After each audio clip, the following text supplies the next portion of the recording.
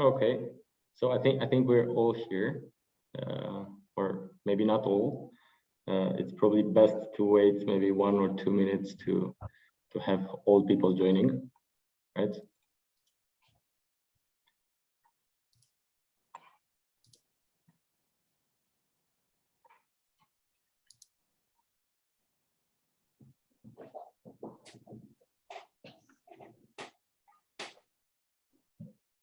So how are you guys? Glad to talk about some EdTech investments. Absolutely, it's a space that deserves more attention, like especially since the COVID pandemic. I'd say. Yeah, it's getting indeed a lot of attention lately.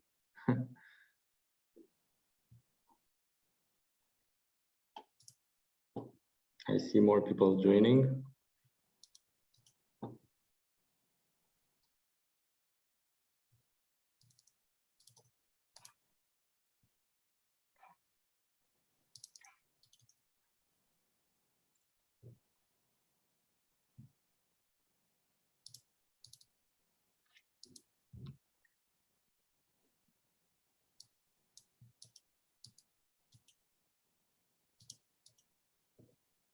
Also, maybe for everybody's information, we're gonna record this session so that later on we can share the video with the people that couldn't join, or for the people that want to listen again to the information, to the chat. Let's maybe give it 1 more minute before we begin.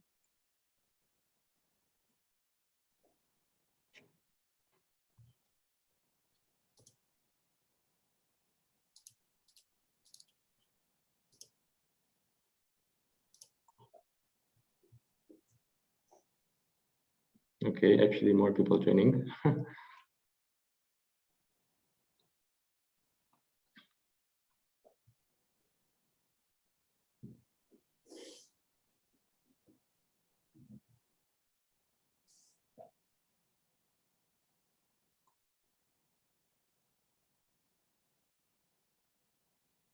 I see Bianca here 2 times.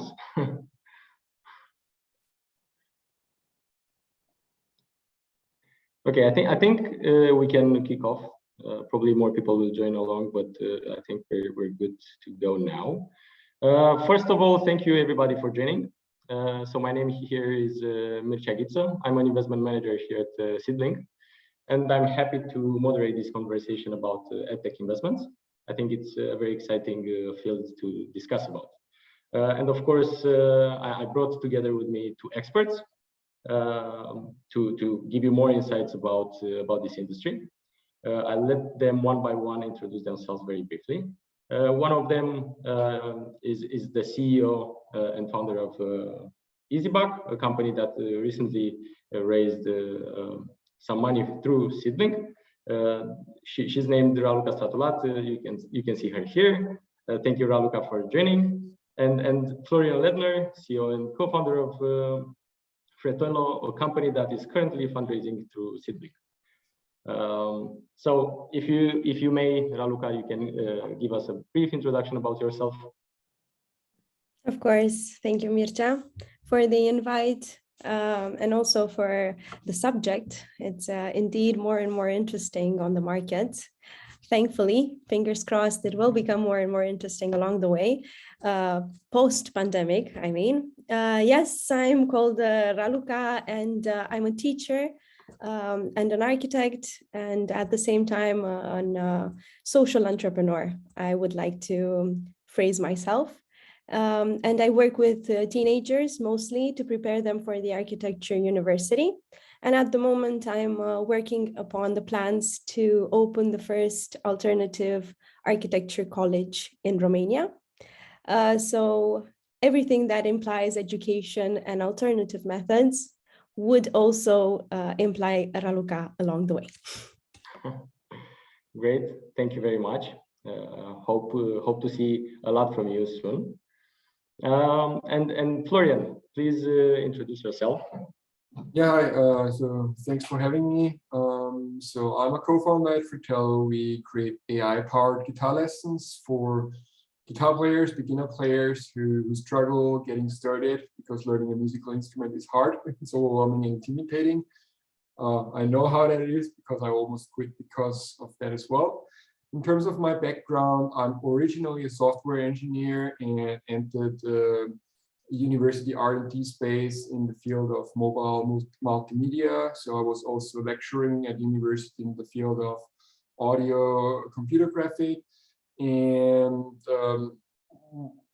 the way we started the company basically was out of a personal need, because I figured out playing the guitar, structuring my workouts, got more and more work on a daily basis. And with the knowledge I had in machine learning, signal processing, I figured that whatever we did with the teacher, or I did with the teacher in the lessons, can be somehow automized, digitalized. And that's how we actually started creating Fretello in a pre-pandemic world where a digital learning solution was considered a threat to the school system, which fortunately has changed in the past few months and years, past 2 years almost. Okay, thank you very much for the introduction. Just to give you an idea of how we're going to structure this conversation, we're first going to have a chat about the trends in this industry, and then we're going to talk a bit about EziBac and Fretello specifically. For that, we're going to have a chat of about 40 minutes, and afterwards we're going to kick off a Q&A session to go deeper into what you guys think we should talk more about. So just to kick off the conversation, I think if I may tie back to what Florian said, everybody can see that e-learning is here to stay. More and more people are learning stuff online. I think it's quite visible that nowadays in pandemic times we can see that school is going online. Extracurriculars are also going online. Everybody can basically learn anything from anywhere around the world. Tied to that, we can also see that more and more investors are looking into EdTech. More money are flowing into technology companies that are focusing on education. And education is quite an important topic in the social life of everybody. Here I have a few questions, and I think I'm probably gonna address Raluca first. So Raluca, where do you think we're sort of heading with this e-learning solutions nowadays, and how do you see it developing in the future? Well, I'm going to answer this question with 3 hats. One is going to be the hat of a teacher. Another one is going to be the hat of a student, because I also study neuroscience at the moment. And one is going to be with the hat of an entrepreneur.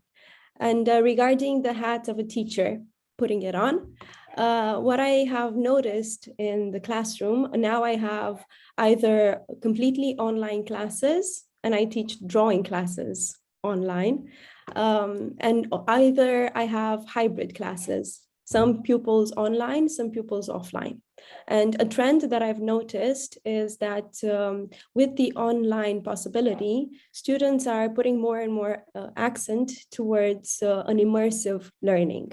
And this is one global trend towards e-learning platform, where e-learning platforms are heading towards this immersive type of learning, which means also including AI, machine learning into the whole process to personalize it and help the student get into the state of the classical state of flow that we all know about, either using VR, or we call it XR, extended reality techniques, which includes VR. Both because the VR headsets are really cheap at the moment and getting more and more affordable, and at the same time because it helps pupils get more into the practical side of information. So I've noticed that the focus for pupils is on the practical, immersive, and academic part, and less on the social skills that education also provides. So they are focused more on the theoretical and practical hard skills in the educational process. As a student, I've noticed that my classmates and I have managed to be more productive and efficient during the classes. So we have voted for the second semester to continue to be online with more than 70% of teachers and students on board with this, because we realize that at the same time we can fulfill either the academic tasks and at the same time some personal tasks. So we are more efficient this way. And as an entrepreneur, of course, I've noticed the huge impact that the global trend is having on our personal solution on IziBac, because our users have grown in numbers, and at the same time the users spend more time inside of the app, mostly because of the immersive learning that we have struggled to obtain for them, the immersive learning experience. But at the same time, regarding investment, as an entrepreneur, I also look for that, of course. The global EdTech VC funding in 2020-2021 for 1 year equals the funding during the entire 2014-2019 period. So 1 year equals the funding for 5 years in the past. And also the European EdTech VC increased by 3 times, reaching $2.5 billion by year end, by the end of 2022. So definitely we're heading towards a very positive trend regarding investment and immersive learning with AI involved as well in the sector. Yeah, and why do you think there's so much appetite from investors in this field? I think the appetite of investors is directly proportional to the appetite of users for the sector. So the more the appetite for EdTech learning platforms, the more the investors realize it's a growing market. So I think they are intertwined and interlinked. And because of the pandemic, of course, we were at the beginning forced to involve e-learning platforms in the educational system. But at the moment, as I mentioned previously, we realize the advantages of the online. We have managed to assimilate it, and now we are improving it step by step, including solutions, startup solutions like Florian's or mine, that are coming and bringing more and more useful experiences along the way. And investors realize that this is a market at the beginning still, and it needs to grow. And at the same time, the growth of demand is increasing. So both of them guide us towards a bigger investment in the field. Yeah. And how do you see this affecting, entrepreneurs in your ecosystem, or, the startups themselves? Do you think there's more pressure for these entrepreneurs? Do you think it's actually much easier to sell your solutions? What do you think about that? Tricky question. I think it comes with both power and responsibility, right? So I would say yes to your question. It comes with the pressure of managing to fulfill the demands of the market, which are at the same time growing in complexity. So I myself in my company, I feel the pressure from the inside and from the outside as well. But at the same time, I think at least from our point of view, it's a breath of fresh air to know that we also have the space to experience more things and to bring more innovative ideas along the way, because now we have the funding required. So both. Yeah. Why not both? Yeah, okay, great. And here I'm thinking of another question, maybe a bit more practical. Since you're a teacher and you're also a student and an entrepreneur, how do you see the people around you actually using all these tools? Do you think they are quickly jumping onto new tools to use, or they are quite slow in adopting new solutions and so on? It depends a lot on the age group. and it depends a lot on the overall mindset, because the majority, of course, of people who did not experience the digital era in their growing years, teenage and young adult years, are finding it a bit more difficult to adapt to it. But and the majority of youngsters, of teens, are finding it more and more easy, of course, because they were born with the digital era on their fingertips. But in either extremes and in the middle, of course, what I realized is the difference is the mindset, because you can have young mindsets in, let's say, not as young bodies who adapt really fast and assimilate. And sometimes I have 50-year-old pupils, because I also work with older age groups as well, who adapt to the Zoom and to the whole online process a lot more easily than the young ones who, let's say, have an older mindset. But yeah, the majority, of course, of digital natives find it a lot more attractive and a lot easier to facilitate the learning process through the digital technology that we have. Yeah. Okay. Great. Sounds good. And yeah, I think as Raluca said, that there's much more interest in this field. We see venture capitalists investing a lot more into this industry, right? So we've seen the volume of investment into EdTech in the technologies tripling from pre-pandemic levels. So I think that's something that our investors and the investors in general should have in mind and should see sort of the trends. And thinking about that, Florian, what do you think are the main drivers of this growth, or of this interest? Is it only the fact that the pandemic was here, or do you think it's something of which can stay here in the long run? What are the drivers of this? I think that the pandemic, of course, had a big impact. So we already saw growth and demand beforehand.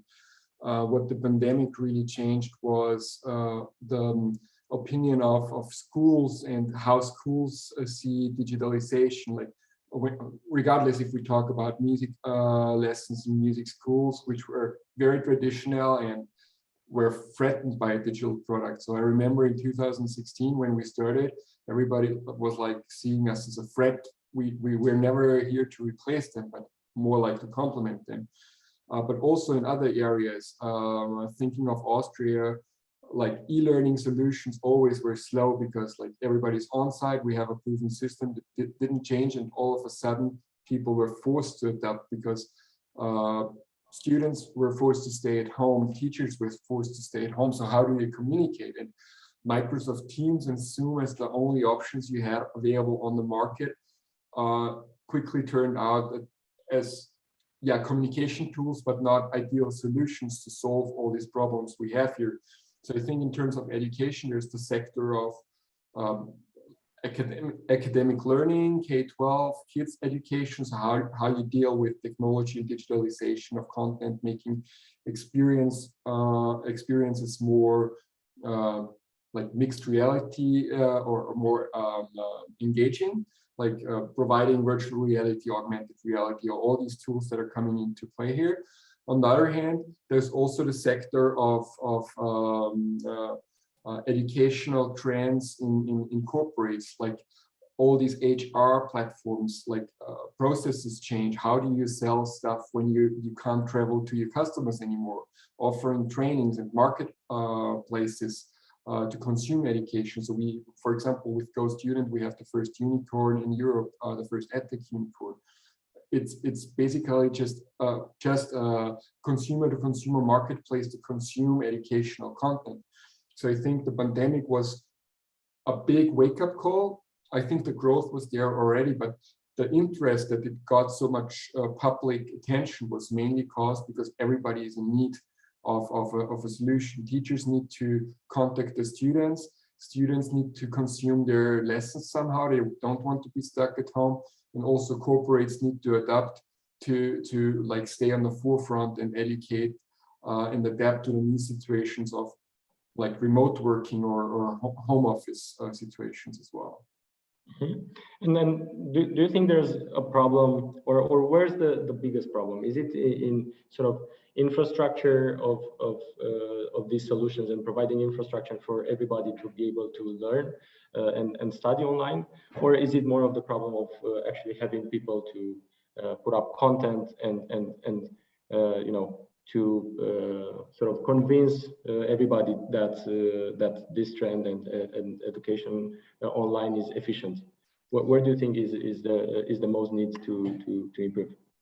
Well, I think there are multiple challenges. First of all, the biggest benefit of e-learning and digital content and digitalization, regardless of the topic, is content can be made available to a huge amount of users fast, so you can scale it really fast. You can also produce content fast because there are a lot of content producers out there. There are a lot of teachers out there who now have the opportunity, instead of teaching 40 people in private lessons throughout a week, when we think of music lessons, for example, to reach, I don't know, 400,000 people in a week. The main challenge in terms of content I see, also in terms of others entering the space, is maintaining the quality of the content, or securing the quality of content that can be provided to students. So I see a big issue that we also saw partially with YouTube. There's tons of contents, but how do you judge how good the quality of that content is? So that's probably one challenge. I think the content creation itself has a lot more benefits.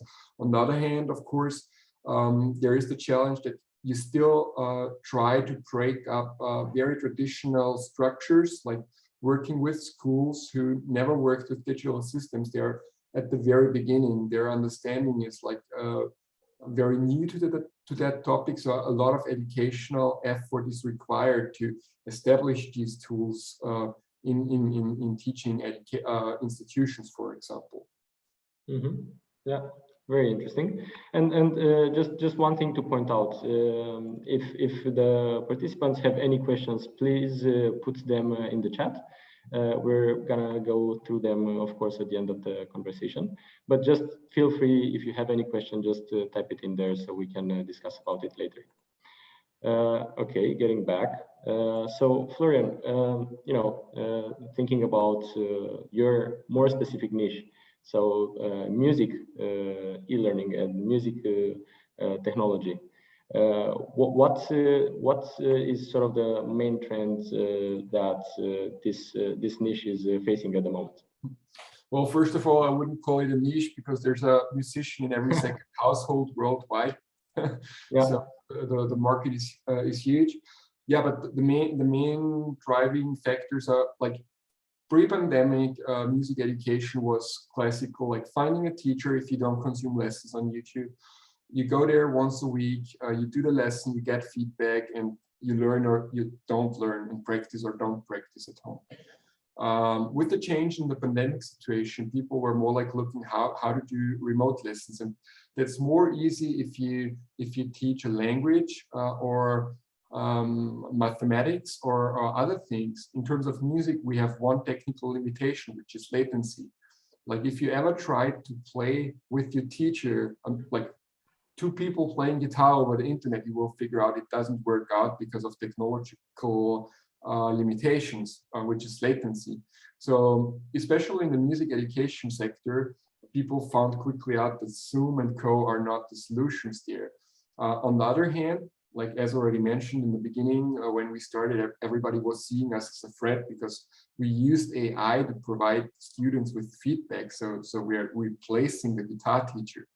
And the thing is, this opinion fortunately changed because the thing is, even if you go into music lessons once a week, you only need your teacher once a week. For the rest of the week, the teacher doesn't know what the student is doing at home. They don't know where they struggle. And thanks to the pandemic and the technological components we were able to provide, even teachers recognized, hey, I have a tool where I get the feedback how my student is doing at home, so I can help them better in real life situations, or seeing us more like as a replacement as the plain old textbook, which is interactive, and we have a virtual reality component. So we currently have augmented reality, not virtual reality. We're currently offering the only augmented reality solution where even in a remote situation, we can show you in the camera image of your phone where to place your fingers on a guitar.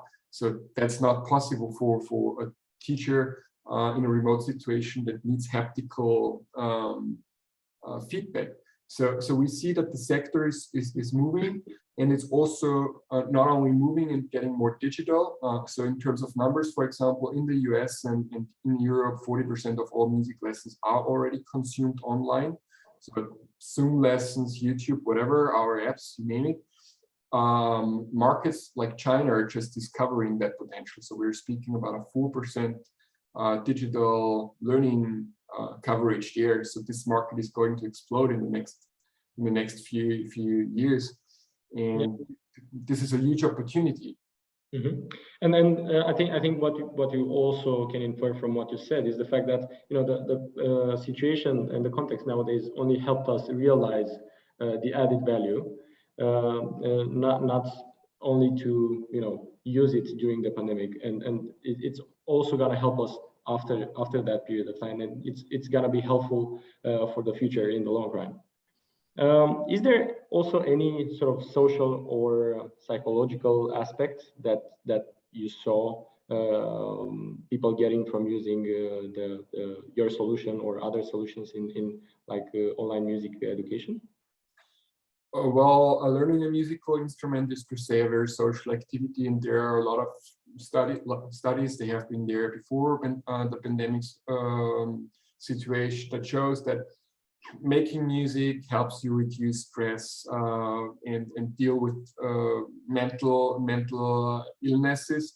So it's only natural that we saw a huge increase in demand for music lessons throughout the pandemic. So in the US alone, 16 million people in the Gen Z, so people between 13 years and let's say 24 years, picked up a musical instrument for the first time, just because they were sitting home alone and searching for a meaningful way to take care of the stress. So yes, we see that music making and music learning has positive impacts on our resilience, on stress coverage. So we see it also in our team. So of course, there's not only the media purpose or the how do you say that, like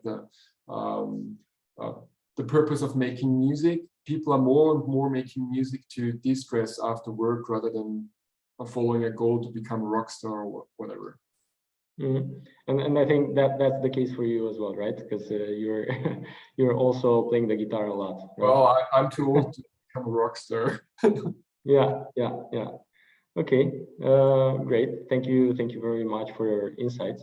I think it would be very useful if we could sort of discuss more about how these trends sort of impacted your own businesses and your companies. And would be very insightful, to get some updates about how you guys are doing at the moment. And I think Raluca, if you can, I'm going back to Raluca. I think it would be very helpful if you could, tell us a few things about how IziBac is doing and how IziBac is, gaining from this trend. Yeah, I just wanted to previously mention that I tried to learn guitar several times during my lifetime. I still have the guitar sitting in the corner laughing at me. And perhaps I will try this solution. You should try Fretello, yeah. I will try.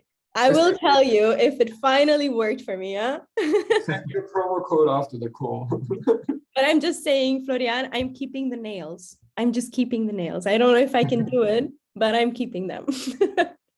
Okay, so regarding our app, IziBac, we help pupils learn in a fun and engaging way for one of the most feared exams in our whole lives, actually, the baccalaureate exam, because it's one of the biggest exams we have to face before becoming adults and realizing that exams are actually quite easy and they're not as life-threatening as we assumed they would be. But when we are 17, 18, it seems like the end of the world is coming.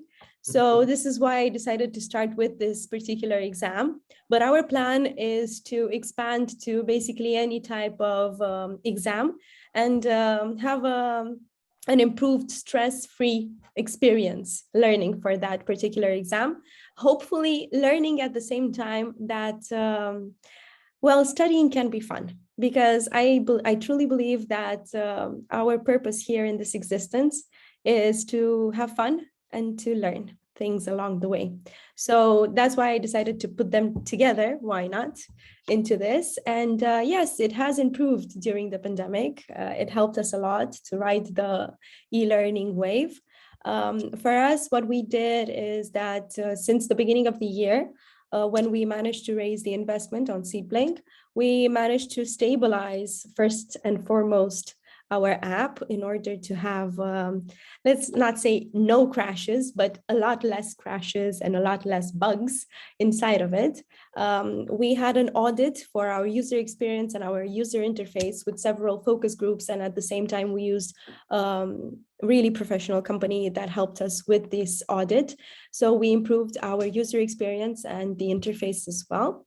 We managed to develop video lessons for the formal curricula for the baccalaureate subjects, and managed to open our own video studio as well, in which we have a lot of lessons with teachers, also for the formal curricula, but also for the informal personal development one, like how to go and ace an oral exam, what advice teachers and students have for other pupils as well.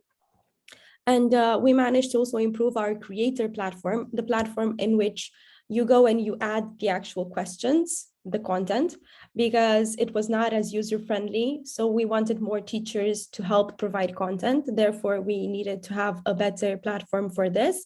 And the platform, the creator platform, is also going to help us scale the solution not only nationwide, but internationally, as we plan to do in 2023. We managed to update our site and finally have an English version as well. Yay.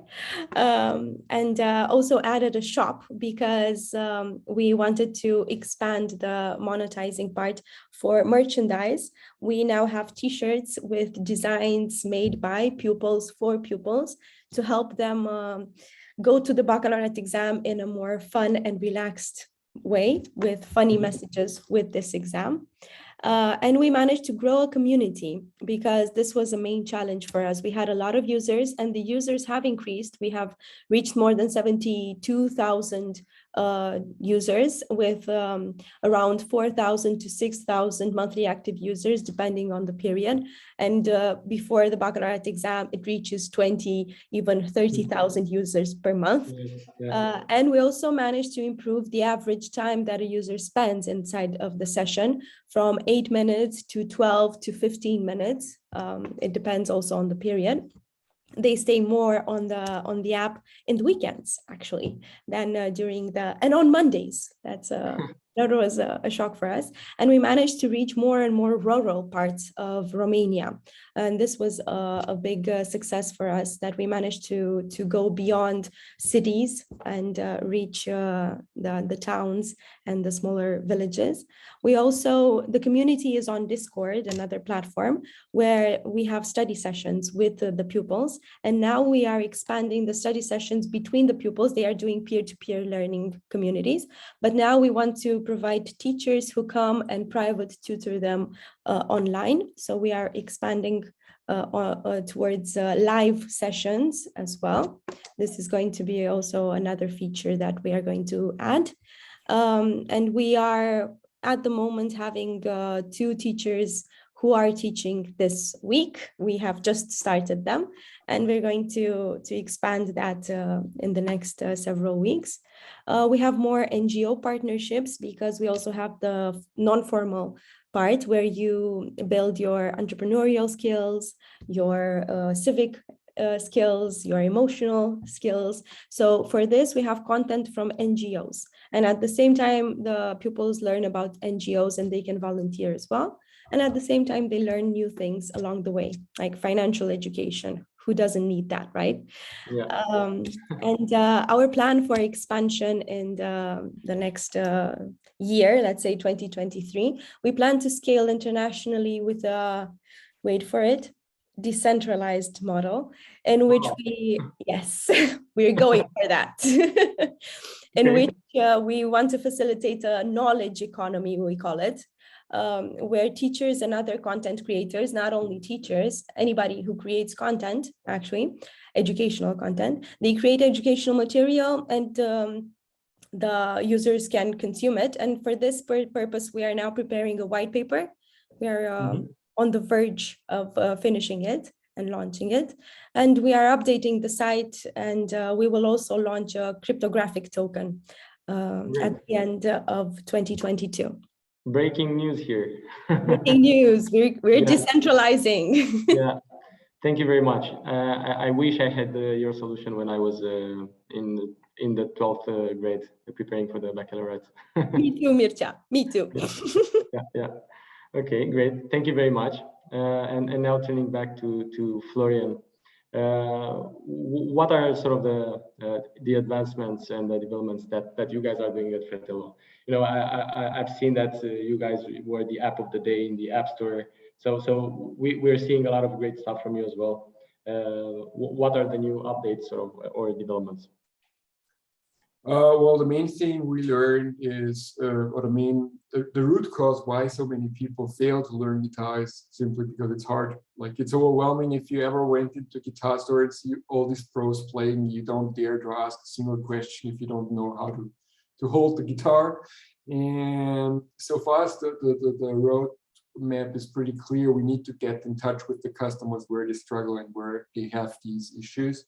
And for us, this way means entering partnerships with retailers, with manufacturers. And we're currently in preparation for deals with the 3 biggest guitar retailers and manufacturers worldwide, working on a guitar as a service model. So ideally, you purchase the guitar and you get lessons on top of it, like thinking of a mobile phone contract. Like, you even don't know if guitar is the right thing for you, and you don't want to spend 500 euros or dollars or whatever on the guitar. Having a cheap option where you can probably rent the guitar, get a cheap guitar, and get started learning to figure out if the thing is right for you. So that's where we are investing heavily. It's not only that we can reach more customers and can help them get started. We're at the same time we're solving a big problem for the music retail industry, because with the pandemic situation, the whole retail industry is moving online. So more and more guitars are sold online. So how do we differentiate if you don't get into that really cool big guitar store in your town or anything? Like, guitar retailers losing their seller advantage or USPs, because you buy the guitar where it's cheapest, basically. So the thing is, 90% of all guitar players quit within the first 3 months. So they buy a guitar for $150. The main instrument costs a lot above $1,500, but 90% of these people never get there. And the other 10% who go there spend 10,000 euros or US dollars through their lifetime on guitars, on gear. But the retailers don't have a way to stay in contact with them. So partnering with the retailers helps us to reach more people, educate them, and keep them playing at the same time. It's a win situation for the retailers because they have a way to stay in touch with the customers. If instead of 90%, only 80% or 70% give up, it massively increases their margins. So that's the ultimate goal where we see the journey going. And it's also where the retailers see the journey going. So because they are currently actively looking for situations, because they also understood that it's not just about creating yet another mobile marketing app. You need to provide something that offers serious, high quality education material. And there are not a lot of players out there doing that at the moment. They also know that they aren't capable of building something themselves within the next 2 years. Yeah. And regarding sort of the most important KPIs for you, I've heard good things for Fretello in December and January. Can you tell us a few things about that? Well, first of all, the winter season is of course always the peak season because more people stay home, they get guitars for Christmas, the New Year's resolutions keeping. But throughout these times, we usually tend to see like plus 30% growth, like this year as well. We had 49% growth on iOS in December and another 30% in January. This is in particular of interest because we're a B2C product, so we are investing a lot in performance marketing through Facebook and Google and Co., which in the past year had some struggles with Facebook, but with our strategy, being honest with customers, being very transparent, that it's about serious learning. We're not yet here to teach you yet another guitar trick, and like it's not magically turning you into a guitar player. This helped us to get a better understanding of our user group, keep the acquisition costs super low in the busiest season, and like really leverage that growth. So that was the biggest winning we had, and we see continuous growth for, like, we're not seeing a decline in February as of now, because usually after January, when the New Year's resolutions are gone, the guitar is parked somewhere. Doesn't look like this year. But also, since we are already having good partnerships in place, like with the record label of Jack White, where we did some giveaways, or with some influencers, like we have been working with Sophie Lloyd in the UK, who's one of the biggest guitar players on YouTube, or Cole Rowland. And recently partnering with the Boys and Girls Club in the United States, like bringing music education to underprivileged teenagers. So this helps us keep the traction really good and high. Yeah, great. Well, thank you very much. I would now like to move forward to the Q&A session, and please, the participants, if you have any questions for Raluca or for Florian, type them in the chat. And I'm actually having one myself, since we're talking about developments in the industry. What do you think are the challenges? Because there are always more difficult parts as well. It's not only about good parts. So I think if Raluca, if you have a few ideas about the main challenges in the market, that would be great to hear as well. Yeah, it would be connected to the human part, to the social, let's say, ability of the digital solutions. And I think one main challenge is to introduce the soft skills inside of the hard skills that we can assimilate on online platforms and with e-learning solutions. But the soft skills are a bit more soft, let's say. So actually, they are a bit more hard to learn through the digital platforms. And also another challenge that we are facing is the community. As I mentioned, we had users and a lot of users that were spending time inside of the app. But as long as they are not connected and as long as they are not interacting with each other, we cannot call it a community per se. And once you build a community is when you, as an educational solution, actually start to gain the real traction and have real impact. So for us, the solution was to build, we call it a digital high school on Discord, but slowly we want to introduce the same abilities that we have on Discord inside of our own app. And this is going to be the challenge that we want to undergo in the next chapter of our story. Yeah, thank you very much.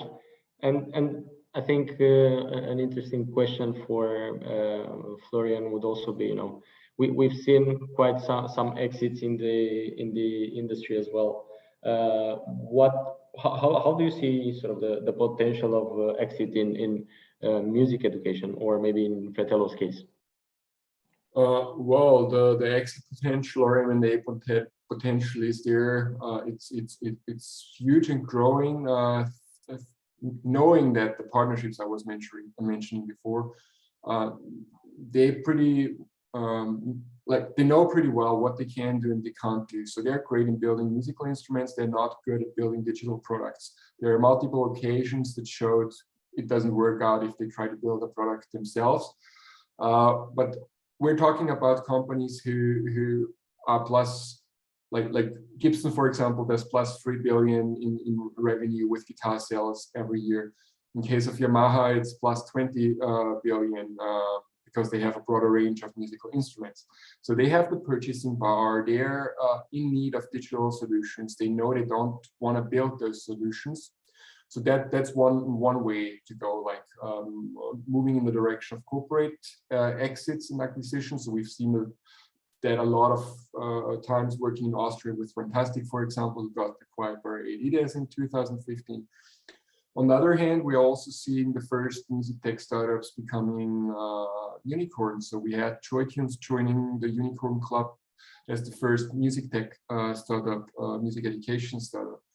So IPOs are not that unrealistic because it turns out the market for music learners is much bigger than anticipated. It's not just the market of music schools, which is sometimes referred to as 150 million. I mean, Joytunes alone makes more than 100 million revenue every year, and they're only one of the players on the market. So the market is growing, so I'm super excited to see where this is going, and I don't think that the opportunities we see right now at the moment are the same as in a few years. So we see doors opening everywhere at the moment. Yeah. Okay. Great.